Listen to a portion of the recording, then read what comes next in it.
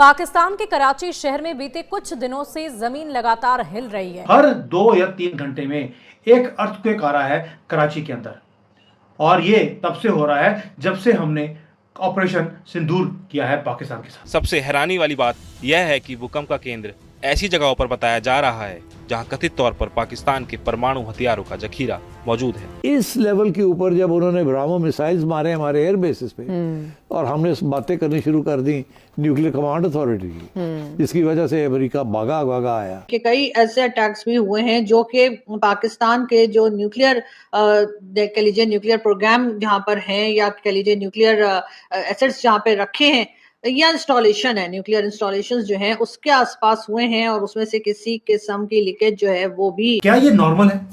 और क्या ऐसा नहीं हो सकता कि पाकिस्तान की जो न्यूक्लियर बेस है उसके अंदर क्रैक आने शुरू हो गए हैं क्योंकि हमने जब अटैक किया है? और भाई अब तो पाकिस्तान ने मान लिया कि जो भारत बोल रहा है कि 11 जगह पे हमने अटैक किया है, वो 11 नहीं, वो 19 है। और ऐसे में सवाल उठ रहा है कि क्या पाकिस्तान के एटॉमिक अड्डे पर कोई बड़ा खतरा मंडरा रहा है? सबसे ज्यादा जो खटकता था न्यूक्लियर प्रोग्राम वो भारत को खटकता था या इजराइल को खटकता था, तो ये वो दोनों के लिए कॉमन ग्राउंड है जो कि हमेशा से पाकिस्तान को थ्रेटन करते रहे हैं। और भारत की ये ख्वाहिश रही है कि जिस तरह इराक का और बाकी मुस्लिम कंट्रीज का इन्होंने सैबोटाज किया इजराइल ने, उसी तरह पाकिस्तान का भी वो कर सके। पाक में डर का माहौल है, लोग डर रहे हैं, दहशत फैली हुई है पूरे इलाके में। आपकी जो जंग है या जो ये मार्का है ये भी खत्म नहीं हुआ। इस दफा तो 4 दिन की जंग थी ना जी, जिस 2 दिन के बाद मीडिएशन शुरू हो गई, बिकॉज न्यूक्लियर थ्रेशोल्ड की तरफ इशारे होने शुरू हो गए थे। मगर कुछ ना कुछ गड़बड़ जरूर है।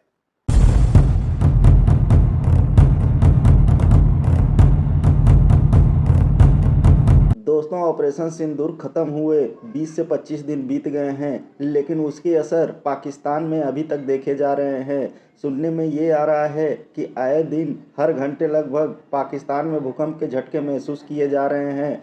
और कुछ लोगों का ये कहना है कि भारत ने नूर खान एयर बेस और किराना हिल्स पर जो मिसाइल हमले किए थे उसमें पाकिस्तान के न्यूक्लियर बेस को काफ़ी क्षति पहुंची थी, और यही वजह है कि वहां से रेडिएशन का रिसाव हो रहा है, जिस वजह से पाकिस्तान में आए दिन भूकंप के झटके महसूस किए जा रहे हैं। दोस्तों, आइए देखते हैं इस पर पाकिस्तानी मीडिया क्या बातें कर रही है, फिर मिलते हैं वीडियो के अंत में।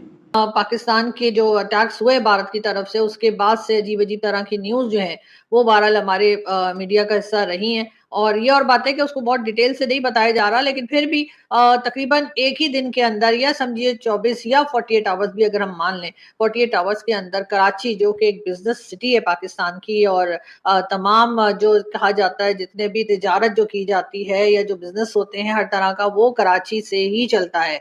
कराची ही मेन बिजनेस सिटी है पाकिस्तान की। वहां पर जी 48 आवर्स के अंदर तकरीबन 19 के करीब अर्थक्वेक्स जो हैं वो आ चुके हैं। जी हाँ, अब आफ्टर शॉक्स भी कह सकते हैं, अर्थक्वेक भी कह सकते हैं। कई बिल्डिंग्स जो हैं उसमें क्रैक्स पड़े हैं।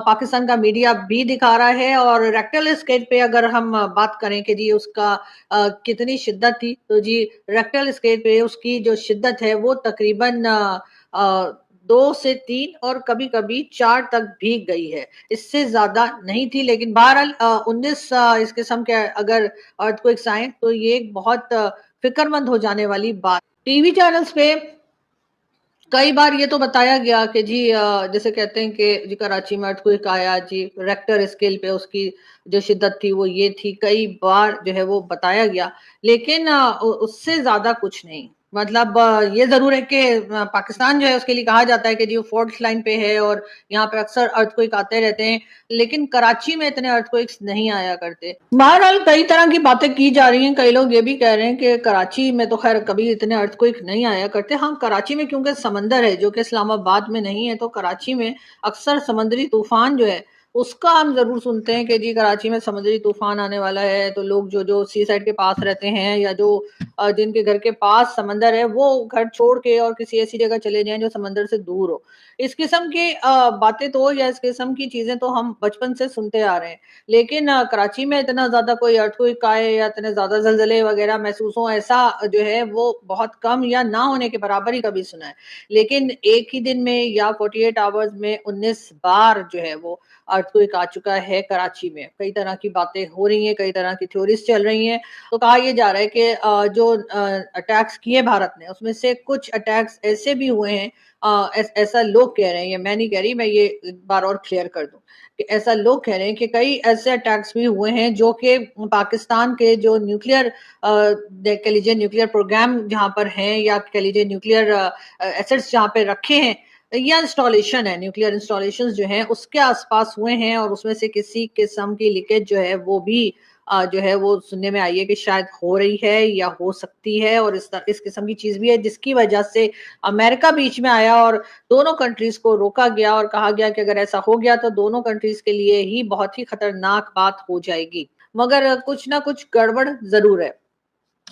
इस चीज को हम इग्नोर नहीं कर सकते, इस चीज को हम ये नहीं कह सकते कि ऐसा क्योंकि कुछ बात ही नहीं हो रही है। गवर्नमेंट की तरफ से कोई स्टेटमेंट नहीं आया है। गवर्नमेंट को चाहिए कि वो लोगों को जो है वो बताएं, अपने मीडिया पे बताया जाए कि आखिर ये अर्थक्वेक जो कराची में मुसलसल आ रहे हैं उसकी वजह क्या है। यकीनन कुछ एक्सपर्ट्स ऐसे जरूर होंगे जो इस चीज को चेक कर रहे होंगे, जो इस चीज को देखने की कोशिश कर रहे होंगे, और जिन्होंने यकीनन जो है इस चीज के ऊपर काम करना शुरू कर दिया होगा कि आखिर कराची में जो कुछ हो रहा है उसकी वजह क्या है। और ये अर्थक्वेक्स और ये जो कह लीजिए जो शॉक्स आ रहे हैं, आफ्टर शॉक्स आ रहे हैं इतनी ज्यादा तादाद में एक ही दिन के अंदर या 1 से 1.5 दिन के अंदर, इतने ज्यादा अटैक्स जो हैं अर्थक्वेक के, वो क्यों पाकिस्तान में और खासतौर पे सिर्फ कराची में ही क्यों आ रहे हैं। लेकिन गवर्नमेंट इस सिलसिले में बिल्कुल खामोश है, गवर्नमेंट कोई बात नहीं कर रही। शहबाज शरीफ साहब जो हैं वो सिर्फ भारत की बात कर रहे हैं, भारत को जी पानी बंद कर दिया तो हम ये कर देंगे, अगर दोबारा अटैक किया तो हम वो कर देंगे, हमने उस वक्त ऐसा कर दिया।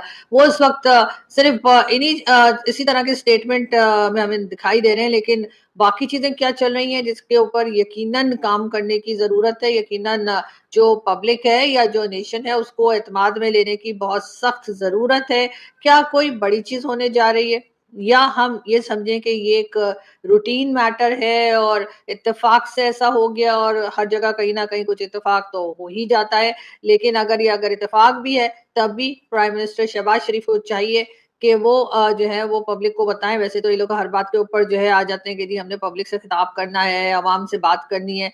तो जब ये इतने ज्यादा आपके बिजनेस सिटी में आपके अगर इतने ज्यादा जलजले के झटके या जलजले के कह लीजिए आ रहा है, बार बार शॉक्स आ रहे हैं, तो आपको इस बारे में पब्लिक को जरूर बताना चाहिए। और अगर तो कोई बात ऐसी नहीं है कि जिसके ऊपर परेशानी जताई जाए या कोई परेशानी की बात नहीं है, तब तो और भी ज्यादा अच्छा है। लेकिन अच्छी बात ये होगी कि यहाँ वहां से न्यूज लेने के बजाय या न्यूज लेने की कोशिश करने के बजाय अगर पब्लिक को सीधे सीधे गवर्नमेंट ही बता दे कि आखिर ये 19 के करीब जो अर्थक्वेक्स आए हैं कराची के अंदर, उसकी वजह क्या बनी, एक्सपर्ट्स क्या बता रहे हैं, या क्या मामला है। 2 मौके के ऊपर पुलवामा के बाद हम प्राइम मिनिस्टर हाउस में थे और प्राइम मिनिस्टर उस वक्त इमरान खान थे, तो उन्होंने कहा कि एन पीक के ऊपर क्राइसिस जब चल रहा था पाकिस्तान और इंडिया का, तो इतला मिली कि इसराइल और इंडिया मिलकर पाकिस्तान के न्यूक्लियर प्रोग्राम के ऊपर अटैक करने का उनका प्रोग्राम है। फिर पाकिस्तान ने कुछ मूवमेंट की, कुछ अपनी एक्टिविटी दिखाई, तो वो फौरी तौर पे इंटरनेशनल कम्युनिटी उसने इंटरवीन किया और मामला रुक गया। अभी दोबारा वो पुलवामा के बाद था, अब पहलगाम के बाद हम प्राइम मिनिस्टर हाउस में दोबारा थे, तो शहबाज शरीफ साहब ने हमें बताया कि पीक वॉर के अंदर श्रीनगर के और दूसरी जगहों के ऊपर इसराइली इक्विपमेंट भी इस्तेमाल हुआ, उनके ड्रोन भी यूज हुए और उनके जो एडवाइजर्स थे, मिलिट्री एडवाइजर्स, वो भी बैठे हुए थे। लेकिन 2 वज़ीर आज़म इमरान खान और शहबाज शरीफ, जिनको हमने खुद सुना पर्सनली वहाँ उनके इस क्राइसिस के अंदर जो ऑफ द रिकॉर्ड ब्रीफिंग थी, उसके अंदर उन्होंने बड़ा तफसील से बताया कि इसराइली वहाँ मौजूद थे और पाकिस्तान के हमले के ऊपर तैयारी कर रहे थे। तो ये गठजोड़ की नोयत क्या है? जी, नौयत बहुत ज़्यादा है इस वजह से क्योंकि न्यूक्लियर वाला फैक्टर जो पाकिस्तान का है वो एक बहुत इम्पॉर्टेंट फैक्टर है। और मैं समझता हूँ कि जब हमने 98 में न्यूक्लियर एक्सप्लोजन करना था उस वक़्त बड़ा सीरियस थ्रेट था, और उससे पहले भी हमें हमेशा जो एक थ्रेट रहता था वो ये था कि इज़राइल की तरफ से कोई स्ट्राइक ना हो, जिस तरह उन्होंने इराक़ पे एक स्ट्राइक की थी उनके न्यूक्लियर उस पर। तो पाकिस्तान के ऊपर through out during the development of nuclear capability ये एक थ्रेट रहा है इजराइल का। और ऑफ कोर्स इस वक्त चूँकि मतलब भारत का तो हमेशा से थ्रेट है और वो हमेशा से पाकिस्तान का दुश्मन रहा है, और सबसे ज़्यादा जो खटकता था न्यूक्लियर प्रोग्राम वो भारत को खटकता था या इजराइल को खटकता था। तो ये वो दोनों के लिए एक कॉमन ग्राउंड है जो कि हमेशा से पाकिस्तान को थ्रेटन करते रहे हैं। और भारत की ये ख्वाहिश रही है कि जिस तरह इराक का और बाकी मुस्लिम कंट्रीज़ का इन्होंने सैबोटाज किया इजराइल ने, उसी तरह पाकिस्तान का भी वो कर सके। वो कुछ ऐसे फैक्टर्स थे, कुछ इंटरनेशनल आपकी रेलेवेंस थी 80s में और 90s में कि ऐसा हो नहीं सका। और उसके अलावा पाकिस्तान ने अपने आप को मिलिटरीली इतना मजबूत रखा, जिस तरह पाक फ़ज़ाइया का जिक्र करते हैं कि पाक फ़ज़ाइया ने उन दिनों में भी, हमारे पास state of the art F-16s होते थे और हमारी फ़ज़ाइया बहुत उस वक्त भी विजिलेंस में थी कि किसी किस्म के भी फैक्टर को वो न्यूट्रलाइज कर सकें अगर इस तरह का होता है। लेकिन इजराइल वाला फैक्टर एक बहुत इंपॉर्टेंट फैक्टर था जब तक हमने न्यूक्लियर एक्सप्लोजन ना किया, और उसके बाद भी आज तक वो मौजूद है। जहाँ तक प्रेजेंस की बात है, देखें भारत और इजराइल की बहुत ज़्यादा जॉइंट कोलैबोरेशन है मिलिट्री डोमेन में। ना सिर्फ ये कि वो काफ़ी सारे हथियार जो हैं वो इजरायली इस्तेमाल करते हैं, बल्कि बहुत सारी मॉडिफिकेशंस हैं इलेक्ट्रॉनिक वॉरफेयर के लिहाज से। अगर आप देखें, काफ़ी सारे वेपन्स जो इंटीग्रेट हुए हैं रशियन टेक्नोलॉजी में वो इजराइल के थ्रू हुए हैं। काफ़ी सारे सैटेलाइट्स और जो आपकी ISR है जिसे कहते हैं इंटेलिजेंस सर्वेलेंस और रिकॉनेसेंस वाले जो फैक्टर्स हैं, वो इजराइल भारत को बहुत ज़्यादा सपोर्ट कर रहा है। और ड्रोन टेक्नोलॉजी तो आपने खुद बताया कि वो बहुत ज़्यादा आपस में इश्तराक भी है उनका, ताकि वो इंडिजिनस डेवलपमेंट हो सके उसकी भारत में। और इजराइल बहुत आगे है इस टेक्नोलॉजी में, मिसाइल टेक्नोलॉजी में भी और ड्रोन टेक्नोलॉजी में, और वो बहुत ज़्यादा भारत को इसमें असिस्ट कर रहा है। ना सिर्फ ये, बल्कि वे ऑफ वॉर फाइटिंग में भी वो भारत के साथ है। और जो आपको चीज़ आज नज़र आती है पाकिस्तान फ़िज़ाइया में, वो चाहेगा कि उसको आने वाले दिनों में न्यूट्रलाइज कर सके। तो मैं यहाँ पे ये भी कहना चाहूँगा नदीम भाई कि देखें, आपकी जो जंग है या जो ये मार्का है, ये भी ख़त्म नहीं हुआ। जिस तरह आप नरेंद्र मोदी के प्रोवोकेटिव बयान का जिक्र कर रहे थे पहले भी, और अभी भी वो जो दे रहा है, उससे वो जो एक हमारा हमेशा एक इन्वायरमेंट्स होती थी जिसमें हम कहते थे कि नो वॉर नो पीस वाली इन्वायरमेंट एग्जिस्ट करती हैं, अब मेरे ज़ाती ख्याल में और मुशाहिदे के लिहाज से मोर वॉर और लेस पीस वाली जो इन्वायरमेंट है वो एग्जिस्ट करती है।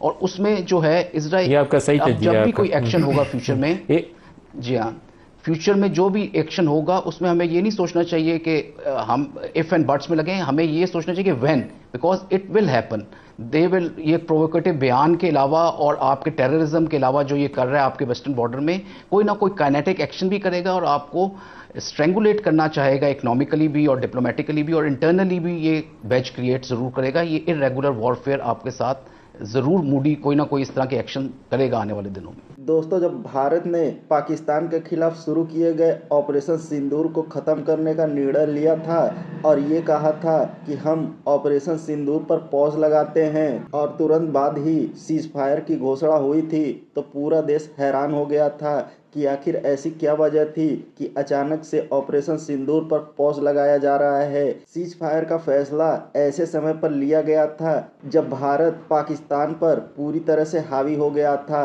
भारत अपने मिसाइलों और ड्रोन से पाकिस्तान के एयरबेसों को क्षतिग्रस्त कर चुका था। दोस्तों, उस समय कुछ लोगों ने ये कहा था कि भारत ने किराना हिल्स पर जो ब्रह्मोस दागे थे उसमें पाकिस्तान के परमाणु ठिकानों को निशाना बनाया गया था और वहाँ से रेडिएशन का रिसाव होने लगा था। यही वजह थी कि अमेरिका बीच बचाव करने आ गया था। लेकिन दोस्तों, अब सुनने में ये आ रहा है कि किराना हिल्स पर जो परमाणु बम नष्ट किए गए थे वो पाकिस्तान के नहीं बल्कि अमेरिका के थे, और यही वजह थी कि अमेरिका अचानक से बीच में आ गया था। भारत ने ब्रह्मोस दागकर उनके परमाणु ठिकानों को ऐसा नुकसान पहुंचाया था कि उसके असर अभी तक देखे जा रहे हैं। दोस्तों, पिछले 4 दिनों में पाकिस्तान में 26 से ज़्यादा भूकंप के झटके महसूस किए गए हैं, और यही वजह है कि पूरी दुनिया यह बात करने को मजबूर हो गई है कि क्या भारत के मिसाइल हमलों में पाकिस्तान के परमाणु ठिकाने ध्वस्त हो गए हैं। खैर दोस्तों, इस भूकंप की असली वजह क्या है ये तो आने वाला वक्त ही बताएगा। दोस्तों, वीडियो में अंत तक बने रहने के लिए धन्यवाद। मिलते हैं अगले वीडियो में।